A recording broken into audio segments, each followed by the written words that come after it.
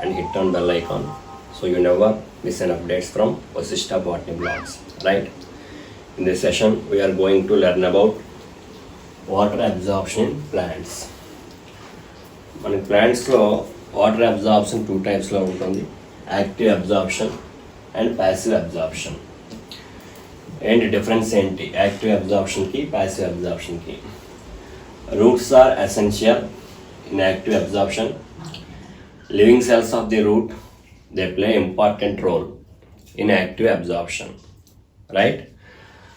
Transpiration pull, it is play important role in passive absorption, right?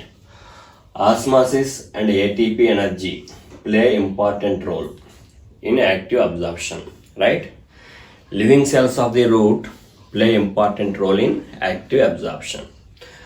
Living cells of the root ఏం చేస్తాయి? ఈ root హెయిర్స్లో what do cells of root hair, రూట్లో ఉండే living cells ఏం చేస్తాయంటే they absorbs actively minerals from soil. Actively means moving of minerals from low concentration to high concentration with expenditure of energy. ఇక low concentration నుంచి root హెయిర్లో high కాన్సన్ట్రేషన్కి minerals అనేవి మొదట మూవ్ అవుతాయి, రైట్? సాయిల్ సొల్యూషన్లో ఉండే మినరల్స్ అన్నవి, చుట్టూ ఉండే సాయిల్ సొల్యూషన్ నుంచి మినరల్స్ అన్నవి రూట్ హెయిర్లోకి చేరుతాయి. చుట్టూ ఉండే సాయిల్ సొల్యూషన్ నుంచి మినరల్స్ అన్నవి రూట్ హెయిర్లోకి యాక్టివ్ ట్రాన్స్పోర్ట్ ద్వారా మూవ్ అవుతాయి. ఎప్పుడైతే మినరల్స్ రూట్ హెయిర్లో చేరాయో వాటర్ కాన్సన్ట్రేషన్ తక్కువ అవుతుంది, లో వాటర్ కాన్సన్ట్రేషన్ అవుతుంది. సో చుట్టూ ఉండే సాయిల్ నుంచి వాటర్ కూడా మనకేంటి రూట్ హెయిర్లోకి చేరుతుంది. That means entry of minerals followed by entry of water, right? మొదట ఏమవుతుంది, లో కాన్సన్ట్రేషన్ నుంచి హై కాన్సన్ట్రేషన్కి మినరల్స్ అనేవి చేరుతాయి. ఈ చేరిన మినరల్స్ అనేవి ఏమవుతాయి, రూట్ హెయిర్లో యొక్క వాటర్లో డిజాల్వ్ అవ్వడం వల్ల వాటర్ కాన్సన్ట్రేషన్ లో అవుతుంది. అందువల్ల చుట్టూ ఉండే సాయిల్ నుంచి వాటర్ అనేది రూట్ హెయిర్లో చేరుతుంది. ఎప్పుడైతే వాటర్ అనేది రూట్ హెయిర్లో చేరుతుందో the root hair becomes turgid. Water బయట నుండి రూట్ హెయిర్లో చేరడం వల్ల the root hair becomes turgid condition పొందుతుంది. ఎప్పుడైతే వాటర్ చేరిందో మనకి ఇక్కడ water potential high water potential అవుతుంది, అంటే లో డిపిడి వాల్యూ అనేది ఉంటుంది. ఎప్పుడైనా వాటర్ రూట్ హెయిర్ అనేది టర్జిడ్ కండిషన్లో ఉన్నప్పుడు వాటర్ పొటెన్షియల్ ఎక్కువ ఉంటుంది, డిపిడి అనేది ఏంటి జీరోగా ఉంటుంది. DPD zero. రూట్ హెయిర్ అనేది వాటర్తో నిండి ఉండడం వల్ల డిపిడి అనేది టర్జిడ్ కండిషన్ ఉండడం వల్ల డిపిడి అనేది జీరో అవుతుంది, రైట్? కంపారిటివ్గా inner cortical cells higher DPD కలిగి ఉంటాయి. కంపారిటివ్గా ఇన్నర్ కార్టికల్ సెల్స్ ఏంటి హై డిపిడి కలిగి ఉంటాయి. ఎప్పుడు కూడా వాటర్ అనేది లో డిపిడి ఉండే సెల్ నుంచి హై డిపిడి ఉండే సెల్స్కి చేరుతుంది. రూట్ హెయిర్ నుంచి వాటర్ ఇన్నర్ కార్టికల్ సెల్స్కి చేరడం వల్ల the cortical cells becomes turgid and their DPD becomes zero. అందువల్ల ఏమవుతుంది, ఇక్కడ ఉండే వాటర్ అనేది కార్టికల్ సెల్స్ వాటర్తో నింపబడి ఉంటాయి. ఈ కార్టికల్ సెల్స్ నుంచి వాటర్ అనేది ఎక్కడ చేరుతుంది, ఇన్నర్గా ఉండే కార్టికల్ సెల్స్లోకి చేరుతుంది, రైట్? ఇక్కడేంటి మనకి ఈ రూట్ హెయిర్లో ఉండే వాటర్ అనేది ఇన్నర్ కార్టికల్ సెల్కి చేరడం వల్ల ఇన్నర్ కార్టికల్ సెల్స్ టర్జిడ్ అవుతాయి. రూట్ హెయిర్ వాటర్ లూజ్ అవ్వడం వల్ల ఫ్లాసిడ్ కండిషన్ పొందుతుంది. అందువల్ల ఇది మరలా ఏమవుతుంది, మరలా వాటర్ని తీసుకుంటుంది. In that way water passes from one cell to another cell, alternately becomes టర్జిడ్ flaccid. Water pass from one cell to another cell, alternately becomes turgid and flaccid. This type of absorption is known as active absorption. Here ATP energy plays important role. It creates high water potential in root hair. Right? Active absorption, it is presenting in only certain plants in only certain seasons. కొన్ని ప్లాంట్స్లో కొన్ని సీజన్స్లో మాత్రమే active absorption కనిపిస్తుంది. ఇక్కడ cells అనే water అనేది ప్రతి సెల్ని దాటుకొని వెళ్తుంది. The cells alternately become turgid and flaccid.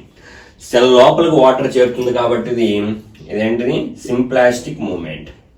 Active absorption is symplastic movement, right.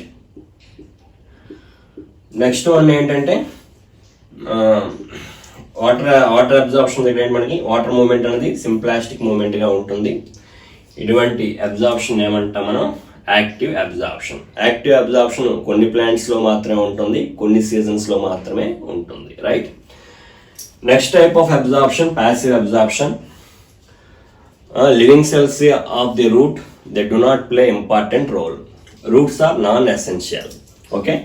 Transpiration pull play a major role in passive absorption. ఇక్కడ బాగా లీఫ్ బాగా ఎండబెట్టినప్పుడు లీఫ్ నుంచి వాటర్ అనేది బయటికి ఎవాపరేట్ అయిపోతుంది ట్రాన్స్పిరేషన్ ద్వారా. లీఫ్ నుంచి వాటర్ బయటికి ఎవాపరేట్ అయిపోవడం వల్ల నెగటివ్ హైడ్రోస్టాటిక్ ప్రెజర్ అనేది క్రియేట్ చేయబడుతుంది లీఫ్లో. ఈ నెగటివ్ హైడ్రోస్టాటిక్ ప్రెజర్ ఏం చేస్తుంది? కింద ఉండే వాటర్ని పైకి పుల్లింగ్ చేస్తుంది, రైట్. ఈ నెగటివ్ హైడ్రోస్టాటిక్ ప్రెజర్ని ఏమంటాం మనం? ట్రాన్స్పిరేషన్ పుల్ అంటాం. లీఫ్లో ట్రాన్స్పిరేషన్ పుల్ ఏర్పడుతుంది.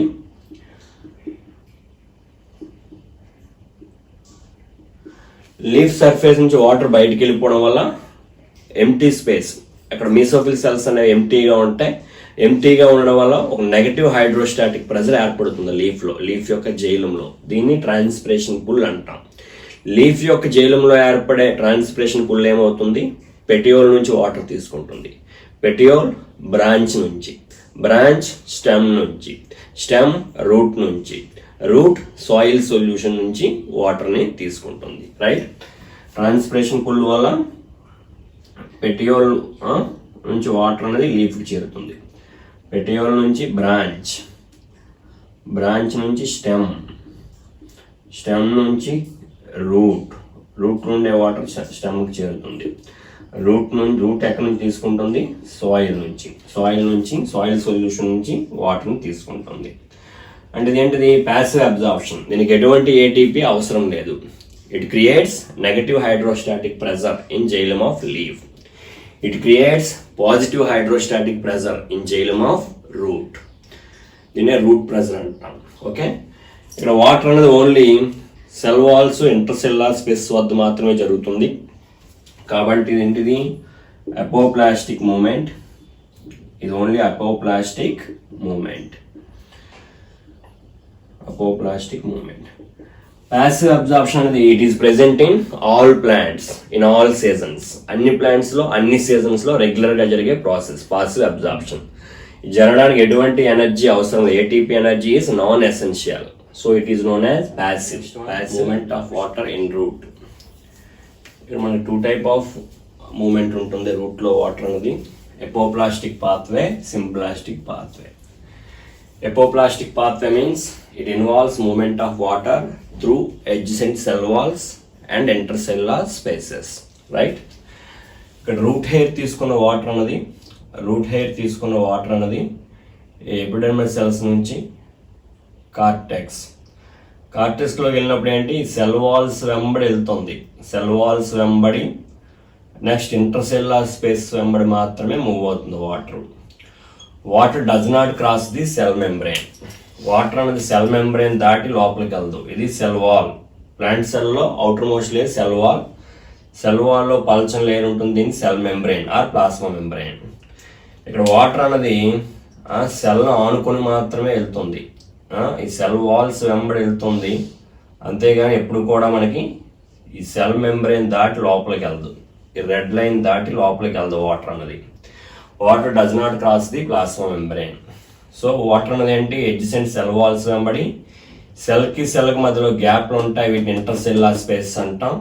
ఇంటర్సెల్యులర్ స్పేస్ వెంబడి మాత్రమే మూవ్ అవుతుంది water does not cross the cell membrane, right.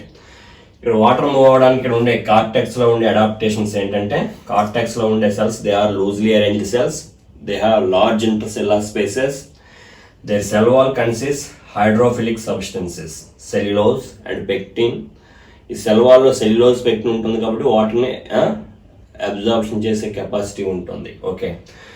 సింపుల్గా ఎపోప్లాస్టిక్ పాత్వే ఏంటంటే రూట్ హెయిర్ తీసుకున్న వాటర్ అనేది సెల్ వాల్స్ వెంబడి ఇంట్రాసెల్యులార్ స్పేస్ వెంబడి మాత్రమే మూవ్ అవుతుంది. సెల్కి సెల్ మధ్య ఉండే గ్యాప్లను ఏమంటాం మనం? Intracellular spaces.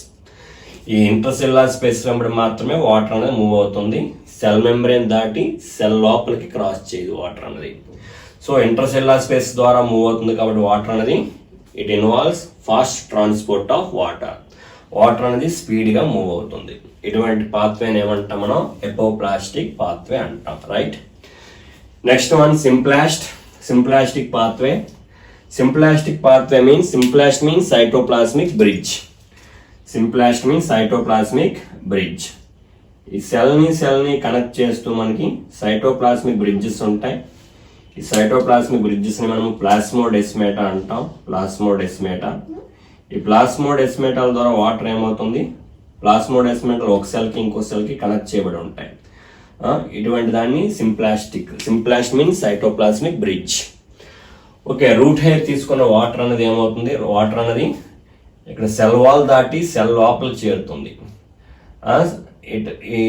It involves movement of water from cytoplasm of one cell to cytoplasm of another cell. ఇదిగా వాటర్ అనేది సెల్ని కనెక్ట్ చేస్తూ సైటోప్లాస్మిక్ బ్రిడ్జెస్ ఉంటాయి. వీటిని ఏమంటాం మనం? సింప్లాస్ట్ అంటాం. ప్లాస్మోడెస్మేటా అంటాం. వాటర్ అనేది సెల్ నుంచి సెల్కి ప్లాస్మోడెస్మేటాల ద్వారా మూవ్ అవుతూ ఉంటుంది. ఇలా మూవ్ అవడాన్ని ఏమంటాం మనం? సింప్లాస్టిక్ పాత్వే అంటాం. వాటర్ అనేది ఇక్కడ సెల్ మెంబ్రేన్ క్రాస్ చేసి సెల్ లోపలికి చేరుతుంది. కొన్నిసార్లు ఇంక ఇక్కడ ప్లాంట్ సెల్లో వ్యాక్యూల్ ఉంటుంది. వ్యాక్యూల్ చుట్టూ టోనోప్లాస్ట్ ఉంటుంది. ఆ టోనోప్లాస్ట్ని క్రాస్ చేసి కూడా లోపలికి వెళ్తుంది వాటర్. టోనోప్లాస్ట్ని క్రాస్ చేసి కూడా లోపలికి వెళ్ళి సెల్ టు సెల్ మూవ్ అవుతుంది. సెల్ టు సెల్ ఎలా మూవ్ అయితే దీన్ని సింప్లాస్టిక్ పాత్వే అంటాం. సెల్ టు సెల్ మూవ్ అవుతుంది కాబట్టి it involves slow transport of water. నెమ్మదిగా వాటర్ అనేది చేరుతుంది సింప్లాస్టిక్ మూమెంట్లో. ఏ రకంగా ఎపోప్లాస్టిక్ పాత్వే కానీ సింప్లాస్టిక్ పాత్వే కానీ వాటర్ అనేది ఏమవుతుంది? మనకి ఎండోడెర్మిస్ వరకు చేరుతుంది. కానీ ఎండోడెర్మిస్ యొక్క ఈ రేడియల్స్ వాల్స్ వెంబడి టాంజెన్షియల్ వాల్స్ వెంబడి ఏమంటాయి మనకి? ఇక్కడ ఏమంటాయి మనకి? క్యాస్పేరియన్ స్ట్రైప్స్ ఉంటాయి. They are impermeable to water. ఈ కార్టెక్స్ నుంచి వాటర్ అనేది ఎండోడెర్మిస్ దాటి లోపలికి వెళ్ళలేదు, జైలం చేరలేదు. ఎందువల్లంటే ఇక్కడ ఏముంటుంది మనకి? ఎండోడెర్మల్ సెల్స్ యొక్క క్యారెక్టర్ ఏంటంటే వీటి యొక్క రేడియల్ వాల్స్ వెంబడి టాంజెన్షియల్ వాల్ వెంబడి ఏమంటాయి మనకి? క్యాస్పేరియన్ స్ట్రైప్స్ ఉంటాయి. అందువల్ల వాటర్ అనేది ఈ ఎండోడెర్మిస్ దాటి లోపలికి వెళ్ళదు. కాకపోతే ఇక్కడ జైలంకి ఈ ప్రోటోజైలంకి ఆపోజిట్ గా ఉండే ఎండోడెర్మల్ సెల్స్ అనేవి ఇక్కడ క్యాస్పేరియన్ స్ట్రైప్స్ అనేవి కలిగి ఉండవు. ఈ సెల్స్ ని పాసేజ్ సెల్స్ అంటాం. వీటిని ఏమంటాం మనం? Passage cells. ఇక్కడ వరకు ఏ రకంగా వచ్చినా సరే వాటర్ అనేది కంప్లీట్ గా సెల్ లోపలికి చేరుతుంది. అంటే సింప్లాస్టిక్ మూమెంట్. సెల్ లోపలికి చేరి ఇక్కడ ఏంటి మనకి? ఈ ప్రోటోజైలంకి ఆపోజిట్ గా ఉండే ఎండోడెర్మల్ సెల్స్ లో మనకి క్యాస్పేరియన్ స్ట్రైప్స్ ఉండవు. వీటిని ఏమంటాం మనం? వీటిని పాసేజ్ సెల్స్ అంటాం. ఈ పాసేజ్ సెల్స్ ద్వారా జైలంకి వస్తుంది. వన్స్ వాటర్ అనేది రూట్ యొక్క జైలంకి చేరితే అక్కడ నుంచి పైకి చేరుతుంది, అప్వార్డ్ మూమెంట్. సపోజ్ ఇది రూట్ అనుకోండి, ఏమవుతుంది? రూట్ హెయిర్ తీసుకున్న వాటర్ అనేది ఏమవుతుంది? ఇదంతా కార్టెక్స్. ఈ కార్టెక్స్ ద్వారా మూవ్ అయ్యి సెంటర్లో ఉండే జైలంకి చేరుతుంది. ఇదంతా కార్టెక్స్. ఇది కార్టెక్స్. ఈ రీజన్ అంతా కార్టెక్స్. రూట్ హెయిర్ తీసుకున్న రూట్ హెయిర్ ద్వారా వాటర్ కార్టెక్స్ ద్వారా ట్రావెల్ చేసి జైలంకి చేరుతుంది, సెంటర్లో ఉండే జైలంకి. వన్స్ జైలంకి చేరితే వాటర్ ఎక్కడి నుంచి ఏమవుతుంది? పైకి మూవ్ అవుతుంది అనమాట. ఇది moment of water in root, apoplastic pathway, symplastic pathway. Okay, thank you.